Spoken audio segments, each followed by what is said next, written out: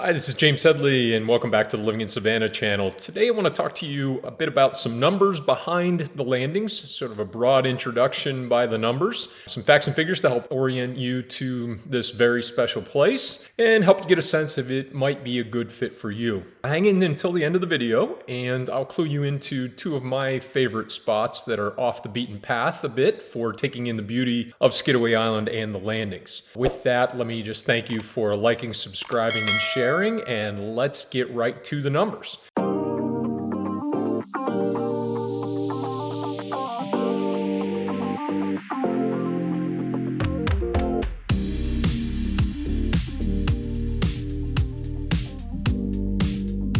First off, the Landings was founded in 1972. We're in the middle of a 50th anniversary celebration lasting throughout the year here. It was developed by the Branniger organization under Union Camp. Quite a bit of interesting history out here. So I'd be happy to share some of that with you and share some great resources if you're interested in taking a deeper dive. In terms of size, the island out here, Skidaway, is roughly 8 miles long by 3 miles wide, totaling just under 18 square miles in total.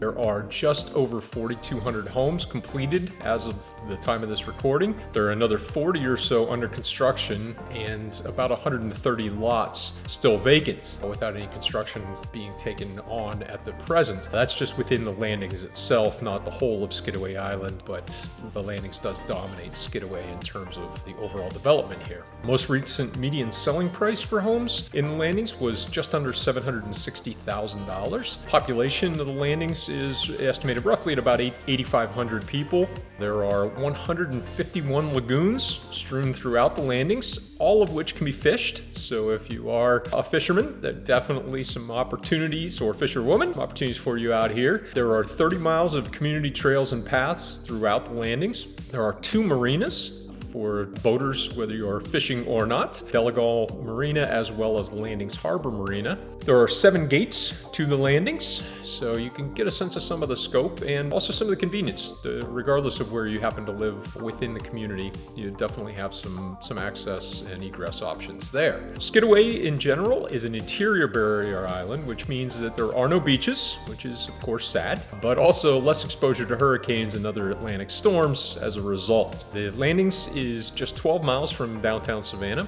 And turning to the club itself at the Landings Golf and Athletic Club, there are roughly 3,000 members of the Landings Club, just a bit over that. 5 clubhouses, 6 golf courses, over 30 tennis courts, and dozens of pickleball courts as well, and bocce, etc. Originally, club memberships, when the club was founded in 1974, they sold for $500 in those dollars at the time. Right now, even with recent increases to a full golf membership at $50,000, it's still really a steal given all of the amenities here and compared to relative peer courses, peer clubs throughout the Southeast. Within the Landings, there are nearly 100 clubs and organizations that represent just about every interest or background of residents, including large organizations such as New Neighbors and Middle-Aged Tweens of Skidaway that do an amazing job of acclimating new residents to the Landings and helping to jumpstart social connections. Not that you need a lot of that out here. It's a very social place, but some great organizations for that.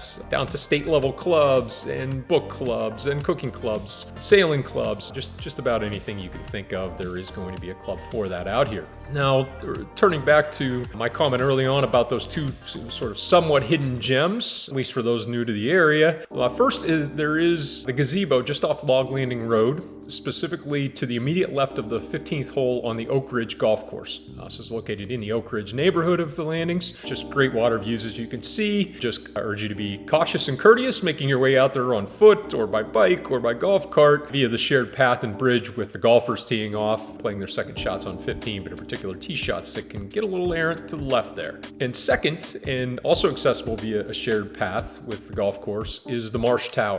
In this case, your expansive marsh and golf course views are accessible off Marsh Tower Lane via the Marshwood Golf Course between holes 12 and 13. as you might imagine, in the Marshwood section of the landings. So come on down and we can go have a look at these sites along with some others and some great houses that would fit your criteria. So please be in touch anytime to set up an opportunity to do that. I hope you found this helpful in getting your bearings re the landings. It certainly would be my pleasure to answer any questions you may have and assist you in evaluating whether this would be a good fit for you now or in the future. So thanks again for tuning in, liking, subscribing, and sharing, and I will look forward to seeing you in the next episode. Thanks.